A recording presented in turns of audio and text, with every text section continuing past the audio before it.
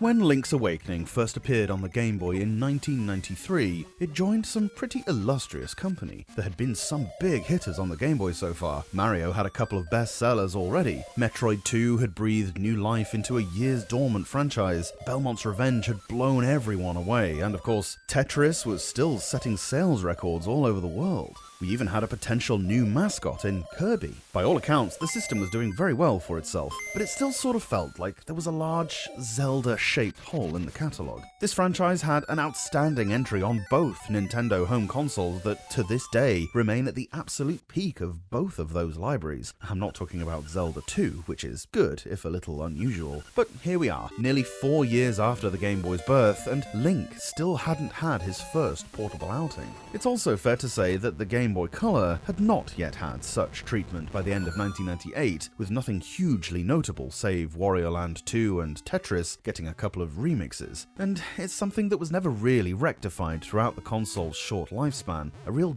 dearth of top-name games. Mario didn't have his own mainline game at all, with only Wario getting an original adventure. There was Super Mario Deluxe, but as with seemingly so much on this system, that was just a remake. Kirby, arguably the Game Boy's second mascot now after Mario, only had a concept spin-off with Tilt and Tumble, which, while a great game with a clever gimmick, was not a quote-unquote normal Kirby game. Not a sight or sign of anything Castlevania or Metroid related. Konami's wealth of shoot-'em-up games from the earlier console was equally notably missing. Pokémon would be healthily considered, thank the Lord, and had an even better outing on the Color than the first time around. And of course, The Legend of Zelda was gifted not one, but two unique adventures that borrowed the essence of the 1993 title and also tied into each other. Oh, and Link's Awakening, of course, got this remake. I'm not usually super impressed by a new console getting a remake of an older game in place of something new, but it does have to be said that Nintendo are pretty good at it. And with Link's Awakening DX, it wasn't just a coloring in, they actually did add some new stuff onto the game, adding longevity to what was already a big game by Game Boy standards. But we'll get onto those later. Let's first take a look at the game itself.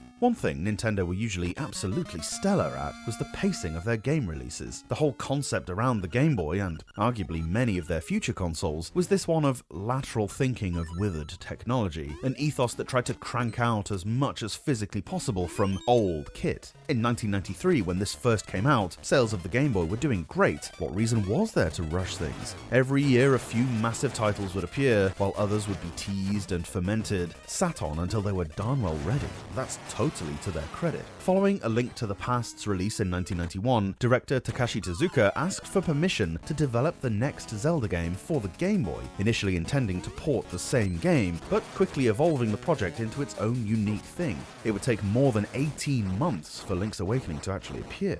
The concept of the world ending when a massive egg breaks on top of a mountain was apparently first intended to be part of A Link to the Past story, but of course they went in another direction. That game's scriptwriter, Kensuke Tanabe, was on board almost immediately into the process, and as this development was almost seen as an after-school project, with many members of the team contributing to it after their day job was over, he was given the green light with Link's Awakening to write that exact story. The freedom allowed to these creative minds was extensive compared to what they would have been used to. The only brief given for this spin-off is that the plot shouldn't revolve around the tropes of Princess Zelda, the Triforce Relic, or even Hyrule itself. When main scriptwriter Yoshiaki Koizumi climbed aboard later on, the story really began to take shape. He posited this idea that the new land of Koholint should be part of a dreamscape, that this mystical sea beast should be awoken through the collection of these magical instruments. The game quickly became much more than a tribute to the Super Nintendo title, with its own unique atmosphere and an arguably much more in-depth plot than any Zelda game so far. Tezuka took a lot of inspiration from the David Lynch TV show from the same sort of era, Twin Peaks, where there's always this air of suspicion around seemingly innocent characters, even Link himself, and the sage character of the owl who guides you. As the story develops, a distinct feeling creeps in that perhaps the bad guys of this world are not the bad guys after all. Why is this owl so keen for you to wake the windfish? It's never directly stated, at least not at first, that you're in a dream, but after you've hit up a few dungeons and spoken to the bosses, it becomes more and more apparent that by fulfilling this role, you are basically causing the destruction of their entire world. As with most games in the series, your focus is on exploration and combat. The turn-based systems more familiar to Game Boy fans up to this point are nowhere to be found here. More Final Fantasy Adventure than Final Fantasy Legend, should we say. There is a massive, sprawling overworld with different areas, towns, caves, dungeons, and even distinct biomes, from forests to deserts, from mountains to seascapes. You'll often have to find keys to enter some of the dungeons. This isn't as simple as just opening a chest and there it is. You'll usually have to perform some sort of side quest in order to get it. This could be collecting golden leaves for Richard, saving a dog from some bandits, and then using him to eat through an otherwise uncrossable swamp, or turning a clumsy old man back from a raccoon into a human. The dungeons themselves become steadily larger and more complex, with the objective to clear rooms in order to find keys, maps, a compass, all that good stuff, to eventually challenge and defeat the Nightmare, the boss of each place. Doing so grants you a heart piece to extend your health bar, as well as one of the 8 instruments. Somewhere in these dungeons, or occasionally elsewhere in the world as well, you can find various tools.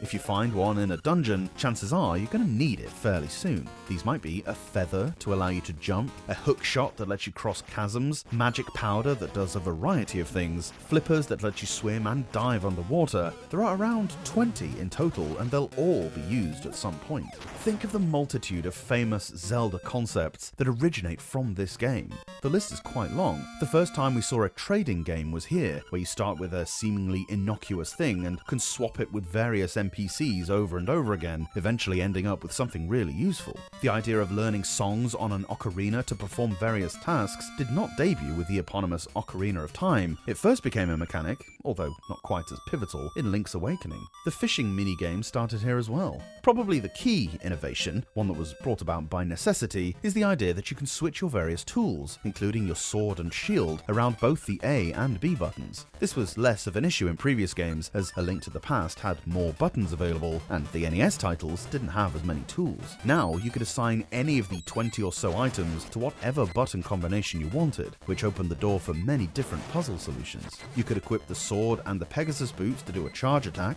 the Pegasus boots and the Roc's feather to do an extra long jump. Combining the boomerang with the shield made you basically invulnerable to short-range enemies. The possibilities were so broad now, and the dungeon layouts in particular are much more inventive as a result. As for this DX version, there were several new additions to freshen things up a bit. There are a special set of photographs you can trigger. If you manage to find these 12 unique locations, this mouse with a camera will pop out and take some iconic photos, which adds some nice context. You can even print them out using the Game Boy printer if you want. A brand new dungeon offers an intriguing new side quest with some fun puzzles that exploit having color on the screen now, at the end of which you can choose either the red or blue male, a new outfit that increases either your attack power or defense respectively. Really cool. This is one of the rare instances when a colorized remake was totally justified. They didn't have to add the new stuff. People would still have flocked to buy what was such an iconic title anyway, but the additions are great and the game itself still felt current and relevant.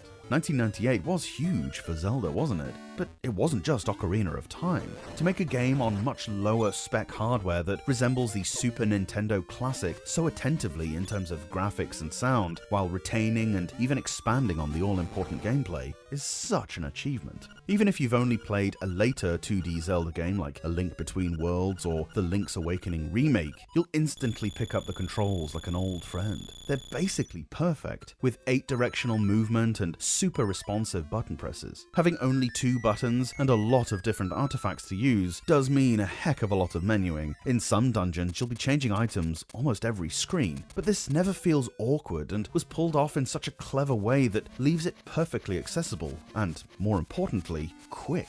With several cameos by famous Nintendo characters, the dog is actually a chain chomp, and we'll see Yoshi as well as Goomba enemies, and plenty of fourth wall breaking humor. This game certainly shines with the freewheeling nature afforded to a development team who were clearly left alone by the higher-ups to flex their creative muscles. There's always a risk that this doesn't work, of course, but when you mix such artistic intelligence with the absolute lightning in a bottle inspiration that is spread thickly across the whole game, how could it fail? It never comes across as a parody at any point, and is probably Exhibit A in the defense against this notion that handheld spin-offs are usually the low point in any video game series. Link's Awakening, even today, stands right up there amongst the greatest video games of all time.